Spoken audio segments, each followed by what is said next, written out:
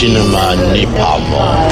Ça tourne ou ça tourne pas? C'est la fin du cinéma. Moteur! Allons-y! Moteur! Ça tourne, trop bien.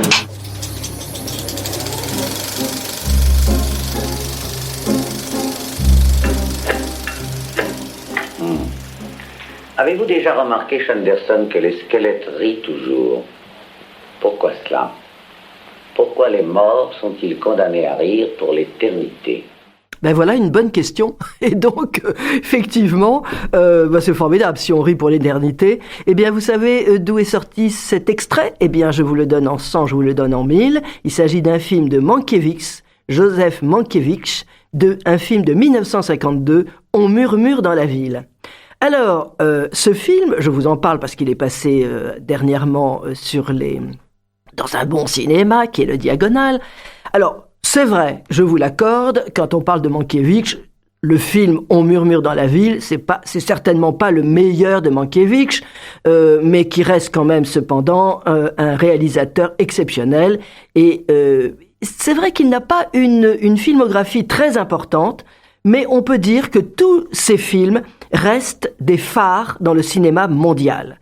Alors, tout le monde connaît évidemment quand on parle à Mankiewicz, je pense qu'on pense automatiquement à La Comtesse aux pieds nus avec la sublime Ava Gardner, ou encore Ève avec l'exceptionnelle Bette Davis. Donc on s'apercevra aussi que dans la filmographie de Mankiewicz, les femmes sont des femmes fortes, formidables.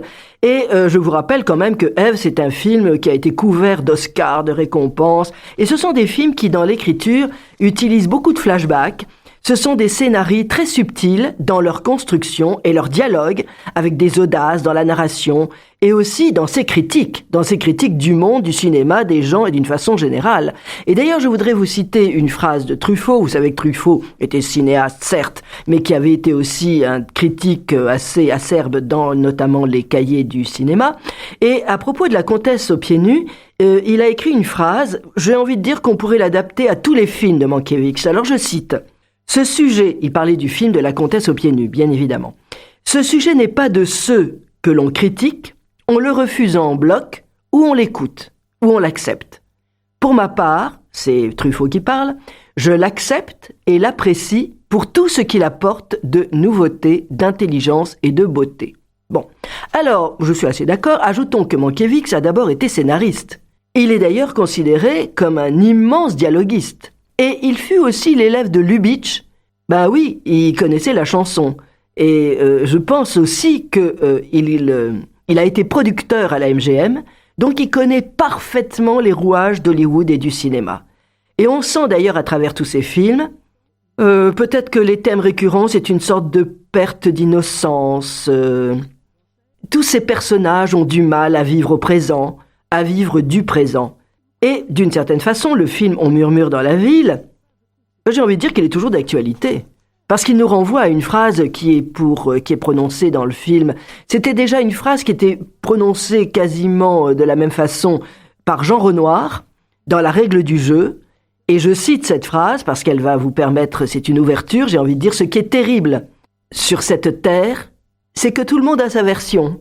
Alors, excusez-moi, mais ça me fait rire parce que c'est tellement vrai. Tout le monde est au courant de tout. Tout le monde a des choses à dire sur tout ce qu'ils ne savent pas. Quoi, c'est formidable.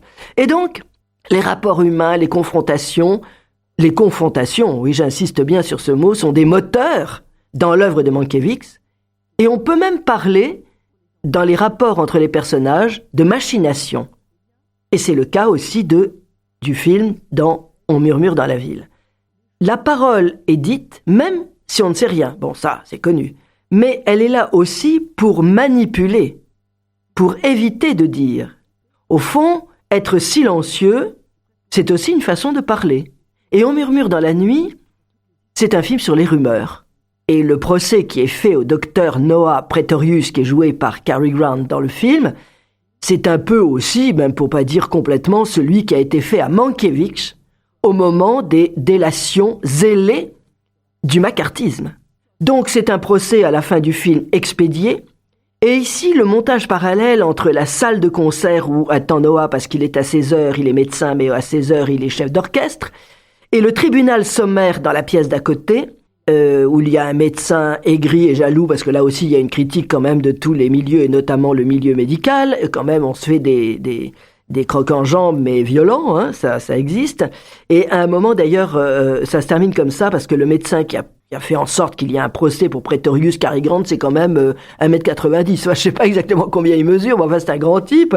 Et donc, le réalisateur, Mankiewicz, a choisi justement le médecin qui lui impose le procès. C'est un tout petit. Et d'ailleurs, il y a un des personnages qui est toujours collé au basque de Praetorius, Noah Praetorius Cary Grant.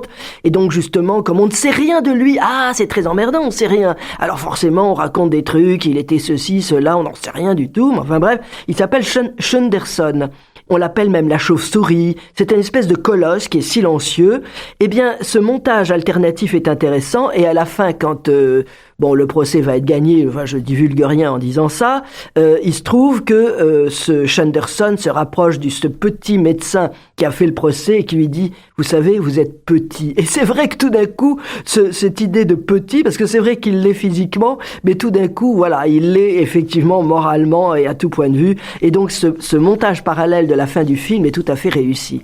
Et alors, Elwell, parce que ce petit s'appelle Elwell, eh bien, ça aussi c'est intéressant dans la réalisation de Mankiewicz. Parce qu'on se demande où on va, on murmure dans la ville, on ne sait pas, mais c'est lui qui ouvre et qui ferme l'histoire. Il y a 2 plans. Il y en a un au début, il avance vers nous, c'est quasiment le premier plan du film.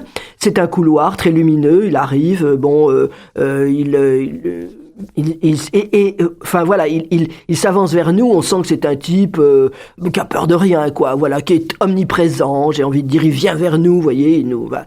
Et à la fin, quand il a été traité de petit, à ce moment-là, il sort, et là, la caméra de Mankiewicz le filme, mais en plongée. Ça veut dire qu'il est encore plus petit que petit, voilà, et donc, et en même temps, il part. Là, il s'éloigne de nous. Ça veut dire qu'il s'est exclu lui-même par son attitude. Voilà. Donc, vous voyez, c'est là que je dis qu'il y a un réalisateur. C'est pas attention, il arrive et il n'y a pas de texte, on n'a pas besoin de savoir. L'image nous dit tout sur le personnage. Voilà, on n'a pas besoin de sous-titres. Et ça, c'est formidable. C'est ce qu'on appelle le cinéma. On ne rappellera jamais assez que le cinéma, c'est pas blablabla. Le cinéma, c'est des images et des sons. Voilà. Et donc, évidemment, on va terminer sur un triomphe de Praetorius, puisqu'il aura tout gagné. Mais bon, voilà, c'est pas à divulguer le film, enfin, quand même, il faut quand même le savoir. Donc, quand on repense à ce film, on le revoit. Et quand on le revoit, on s'aperçoit que Mankiewicz ne manque pas d'humour. Déjà, vous avez entendu la première phrase, donc ça me paraît intéressant. Bon, il y a plein d'exemples, mais on va se faire une petite pause et on s'écoute un petit extrait.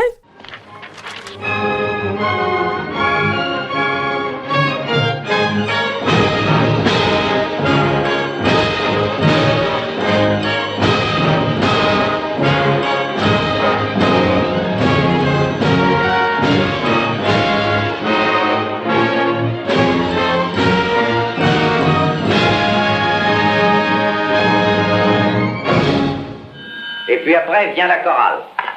Comment marchent les chœurs? Très bien, docteur Praetorius. Ils sont prêts à travailler avec vous maintenant. Bon, commençons le plus vite possible. Répétition générale dans 8 jours. Bien. Eh bien, ce soir, pour la première fois, votre attaque n'était pas médicale. Les corps anglais ne semblaient pas avoir été passés à l'autoclave. Les deuxièmes violons tirent toujours la patte. Vous considérez vos cordes comme du catgut à suture et vous n'osez pas jouer dessus. Quant au monsieur qui joue de la 3e barre, professeur Barker, y a-t-il une raison pour que vous, professeur Barker, qui vivez si intimement avec des millions de neutrons que vous les connaissez par leur nom, vous soyez incapable de garder la mesure sur votre barre? Vous adresseriez-vous à moi? Je ne voulais pas attaquer votre standing académique, bien sûr. Mon cher docteur Praetorius, je confierais volontiers la vie de ma sœur à votre habileté de gynécologue distingué, mais je ne vous laisserai pas conduire mon neveu qui a 3 ans à la salle de bain. N'oubliez pas que c'est moi qui conduis cet orchestre. J'ai le regret de vous dire que vous ne me suivez pas. Je regrette, mais je vous suis. C'est parfait, on va voir. Prenez à la lettre B, je vous prie, professeur Barker. Votre partie seulement. J'ai peur que ça me semble un peu idiot. Après tout, on ne peut pas faire de solo sur une basse. Au contraire, un certain Serge Koussevitzky a donné des concerts comme soliste virtuose sur la contrebasse. Écoutez qui parle de Koussevitzky. Ouais.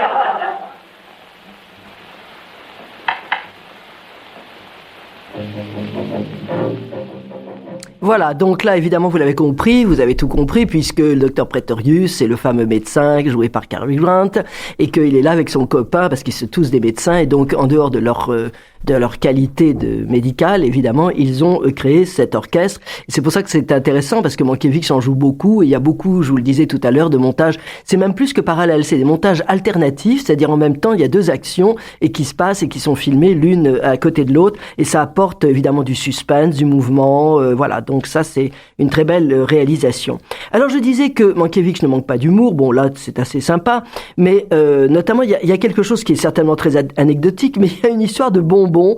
Il y a des bonbons et ils ont une place très importante dans le film. Alors la première fois qu'on voit un bonbon, eh bien il se trouve que le docteur Pretorius est dans un amphi. Il va faire un cours devant des amphithéâtres où il y a des étudiants, et tout d'un coup il y a une jeune femme qui tombe dans les pommes, et donc c'est la jeune Déborah. Et donc évidemment Pretorius y va, regarde, et puis il lui donne un bonbon. Voilà, il a une façon de soigner avec les bonbons, et effectivement, ça a l'air d'aller. Et quand après on comprendra pourquoi elle est tombée dans les pommes, enfin ça c'est un autre problème. Eh bien là, si vous voulez, elle rentre à un moment, donc le professeur s'en va, et la jeune femme, Déborah, se retrouve seule, et la façon dont elle comment dire, enlève le papier autour du bonbon et déguste le bonbon, écoutez, il y a quelque chose d'intéressant, très sensuel. C'est comme si elle était en train de déguster Pretorius lui-même. Voilà. Donc tout ça est quand même des petits clins d'œil tout à fait charmants, et c'est très sympa. On remarquera d'ailleurs que lorsque Elwell, le fameux médecin un peu, le petit, on va dire comme ça, vient chez Déborah, parce que alors évidemment, là je vous passe sur l'histoire, mais la jeune Déborah qui est tombée dans les pommes, elle va se retrouver peu de temps après, Madame Pretorius, voilà. Et donc, comme il vient d'expliquer qu'il va faire un procès au docteur Pretorius, elle lui offre un bonbon. Eh bien, lui, non, il peut pas ni déshabiller le bonbon, ni rien faire. Il repose avant de partir le bonbon sur la table. Voilà, donc un peu même en cachette. Voilà, on a osé penser qu'il pouvait aimer les bonbons. Vous voyez, c'est intéressant parce que, vous voyez, c'était une gestuelle très simple, et en même temps, ça en dit long sur le personnage. Donc, le côté savoureux de la vie, ça lui échappe.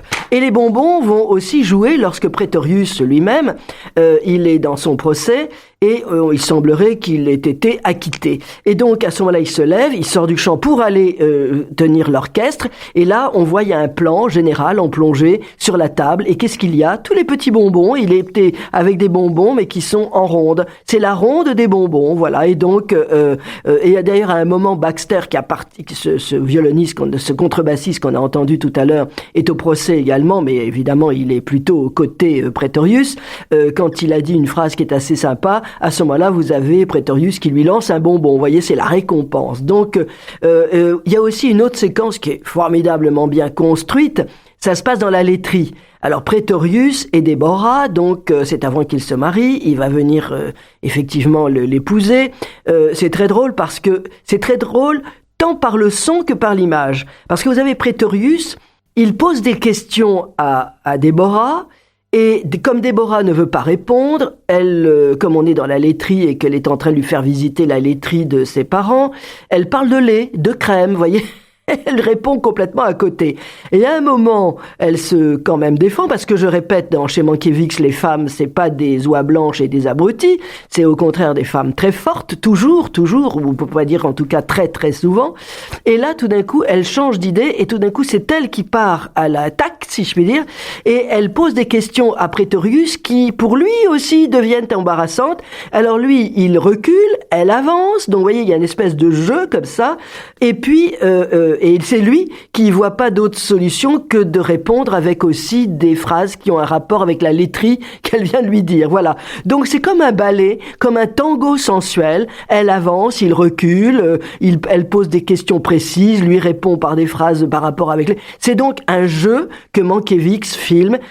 Et d'ailleurs, ce lait apparaîtra d'une façon très intéressante, là aussi tout à fait inattendue, chez Elwell. Elwell, quand il est là en train de mettre sur pied son procès, il il se sert un verre de lait. C'est très étonnant, un verre de lait. Et à ce moment-là, il veut le boire, mais comme il a demandé qu'on fasse une enquête, il y a une espèce de malabar qui arrive et qui va faire l'enquête. Et à chaque fois que Elwell porte le verre à sa bouche pour le boire, vous avez l'autre qui lui donne une grande tape dans le dos, ce qui fait qu'à la fin de la séquence, il aura toujours pas bu le lait qui se sera dispersé dans toute la pièce. Voilà, bon, alors vous me direz, il n'y a pas de quoi se marrer plié en deux, mais c'est quand même, là dans la continuité, c'est quand même très très bien fait. Alors c'est aussi un film où les personnages manient le mensonge, et j'ai envie de dire que Mankiewicz, c'est pour ça qu'il est intéressant, parce que il donne même au mensonge un pouvoir quelquefois réparateur, positif. Donc, notamment, il y a une vieille dame qui va mourir et qui s'inquiète un peu sur la mort. Il lui dit non, alors il lui raconte des grands coups, c'est comme si on était dans la neige, machin, nan. Et alors à la fin, elle a tout compris, elle dit au fond, la mort serait un plaisir. Oui, voilà, vous voyez, c'est tout, on modifie tout, on raconte des grands coups, mais voilà, donc ça veut dire que Mankiewicz, à sa façon, il encourage le courage et il dénonce que l'on fait des choses, ça aussi c'est intéressant de le noter, par peur d'avoir peur. Donc il y a un mensonge à propos du bébé, etc., etc. Je vous propose, deuxième petite pause, on s'écoute un petit extrait du film. Puis-je suggérer pour commencer qu'afin d'éviter un interrogatoire long et embarrassant, vous nous donniez de votre propre accord une description de votre vie et de votre activité professionnelle avant votre arrivée dans cette ville et dans cette université. Je préfère être interrogé. Pourquoi? Parce que je n'ai aucune intention de révéler sur moi-même, de mon propre accord, des choses qui ne regardent personne que moi. J'estime qu'elle regarde la profession médicale tout entière. Ah, faut demander la parole. Et vous aussi, professeur Barker. Votre objection est incompréhensible, docteur Pretorius. Professeur Elwell, vous pouvez commencer. Mes collègues m'ont choisi, et c'est en leur nom que je parle. Faire me montrer digne de ce qui est non seulement un honneur, mais une grave responsabilité. Docteur Pretorius, voulez-vous stipuler que vous vous soumettrez au verdict de ce comité? Je ne veux rien stipuler du tout. Pourquoi? Parce que j'ignore ce que sera votre verdict. Ce verdict vous affectera sérieusement que vous décidiez de vous y soumettre ou non. Si vous en connaissez la réponse, pourquoi poser des questions idiotes? Je vous en prie. Un point de perdu, Elwell. Voilà, et donc là, vous avez quand même une caricature de procès. C'est un peu ce qui s'est passé au macartisme, c'est-à-dire c'était même effrayant autour de la table. Non seulement on démolissait des carrières formidables, mais en plus de ça, on demandait à des gens de donner des noms de gens de communistes, et de façon à empêcher tous ces gens-là de travailler, quoi. Voilà. Donc c'était quand même, ça a été une période terrible et fantoche, quoi. C'était une horreur, quoi. Alors quand je parlais d'humour, là, il y a quand même une séquence qu'on ne peut pas louper parce qu'elle est formidable. Ce grand Pretorius avec son copain Baxter, etc. Et finalement même le père de Deborah avec qui il va s'entendre, eh bien ce sont des fans de trains électriques. Alors là, il y a une séquence où tout d'un coup on voit, c'est très bien filmé, il y a une pièce entière avec des rails partout dans le chemin, avec des trains qui arrivent, il y a 3 trains qui arrivent, c'est formidable. Et donc derrière, on ne sait pas très bien qui s'en occupe, quoi. Eh bien c'est les 3 fameux copains, des complices, et à un moment, évidemment, ils sont là, bam, et ça devait arriver parce nous sommes focalisés là-dessus. Il arrive un accident, un déraillement, ça se passe très mal, carambolage, et alors évidemment, ils sortent tous de leur cachette là où ils étaient en train de travailler sur leur train. Et il y en a un qui dit non, mais c'est vous qui vous êtes trompé, vous êtes parti à bip. Ah non, mais moi vous aviez dit bip bip. Alors ah non, pas du tout. Moi c'était bip bip bip. Alors écoutez, ça dure un moment. Ils sont là. Alors c'est aussi une caricature formidable du procès. Ah ben oui, mais vous avez dit bip. Ah non, mais moi j'ai entendu bip bip. Ah mais non, mais pas du tout. Et donc ça dure un moment, c'est très drôle, c'est vraiment super. Et donc ça, c'est là qu'on s'aperçoit qu'il y a quand même la patte. Y a-t-il un pilote dans l'avion? Oui, il y a un pilote dans l'avion. Voilà. Et donc la justice évidemment est épinglée aussi avec Sanderson, de cette espèce de colosse dont je vous ai parlé, qui est toujours avec le docteur Pretorius. Alors là, c'est vrai, je ne veux pas divulgacher, comme disent les Canadiens, le film.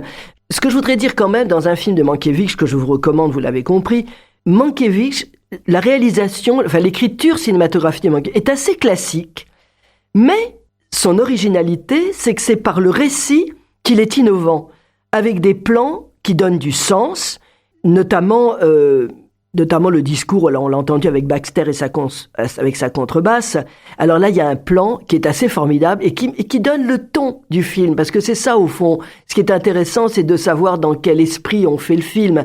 Alors notamment, il y a un plan, ils sont partis tous les deux, là Baxter avec son énorme contrebasse. Entre parenthèses, c'est amusant parce que justement en venant à Radio Clapas, j'ai entendu, je crois que c'était sur France Musique, il y avait un des animateurs qui expliquait, je profite de ce que j'ai une tribune pour demander à la SNCF d'être gentil avec les contrebassistes. Parce qu'il paraît que c'est épouvantable. Comme c'est un instrument qui est très grand, qui fait plus d'1m85 ou je sais pas quoi, on leur reproche, ils ne peuvent pas prendre leur contrebasse avec eux. Alors il dit mais enfin je vous assure, il dit les contrebassistes sont très gentils et voilà, ils peuvent pas moi je savais pas ça je savais pas que c'était très compliqué. Non, il y a des normes et on peut pas dépasser et la contrebasse dépasse. Alors ils sont obligés, je sais pas comment ils font d'ailleurs, soit peut-être acheter et encore c'est pas sûr une place supplémentaire, je sais pas. Enfin, bon bref. Donc voilà. Alors tout ça pour dire que donc le plan de Mankiewicz est assez drôle. Vous avez dans la voiture, c'est cadré dans le cadrage parce que on les voit à travers la vitre. Il y a Baxter, qui est un homme un peu rond, qui est là allongé, il met son chapeau sur le front, il fume un cigare. Derrière lui, il y a la contrebasse qui prend quasiment toute la place de la voiture et arrive juste derrière Dr Pretorius. On voit juste que le front et les yeux. Inutile de vous dire que c'est un plan qui est très drôle, quoi, voyez. Et donc ça, en même temps, ça montre j'ai envie de dire l'empathie, la sympathie qu'il y a entre ces deux personnages, le rôle de la contrebasse, enfin, tout ça est formidable. Vous voyez, là aussi, quand un plan a du sens, il faut quand même le signaler. C'est un cadrage extrêmement amusant. Et donc, c'est un film qui traite avec de la légèreté, un film courageux, qui dénonce l'intolérance, la délation, l'aigreur. Et bien évidemment, il faut voir ce film. Ça, c'est toujours ce qu'il faut faire. Je suis désolé de devoir le dire, mais on regarde un film, c'est un film qui a été tourné en 1952. On regarde ce film avec des yeux de 1952, ce qui se passait aux USA. Si vous commencez à dire aujourd'hui, on s'en fout de ce qu'on fait aujourd'hui, là on est en film de 1952, on regarde ce qui se passe en 1952. Voilà. Et donc le ton du film est donné aussi par le choix du comédien, parce que Cary Grant, on le sait, c'est quand même, tout le monde le connaît, c'est un mélange d'élégance, d'ironie, c'est un acteur évidemment qui a tourné avec Hitchcock, ça d'ailleurs ce serait peut-être une question à poser, vous pouvez forcément citer au moins un film où Cary Grant est dans un film de Hitchcock, et il est vrai qu'il a toujours été aussi très bon dans des comédies. Donc c'est un film, et on voit bien dans le film qu'il a de temps en temps un petit sourire, quoi. Voilà, je pense que Mankiewicz a souhaité que ce film soit, je vous le disais à l'instant, soit fait avec une certaine légèreté. Donc, un film de Mankiewicz qui est ressorti il y a pas longtemps, c'est pour ça que c'était intéressant de le voir, parce que maintenant il est en 4K, l'image est magnifique, et tant mieux. Et voilà, et ça en même temps, c'est un film, même je le répète, si c'est pas peut-être le meilleur de Mankiewicz, en tout cas c'est un film tout à fait remarquable, et ça parle de Mankiewicz à sa façon. Et j'ai envie de dire que quand vous voyez Pretorius, Cary Grant qui est chef d'orchestre de tous ses copains, j'ai envie de dire que Mankiewicz, oui, c'est aussi un chef d'orchestre comme Pretorius dans le film. On va écouter tout de suite la bande-annonce.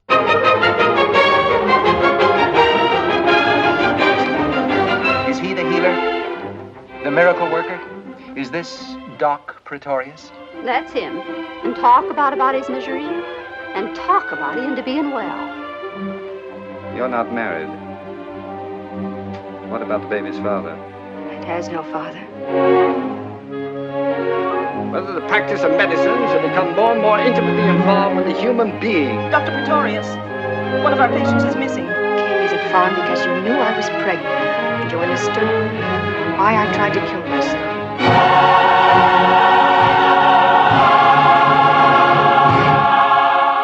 Voilà, donc écoutez, je trouvais que c'était un petit clin d'œil à Mankiewicz, c'est quand même des réalisateurs qu'on ne doit pas oublier. Et bien nous nous revoyons la semaine prochaine.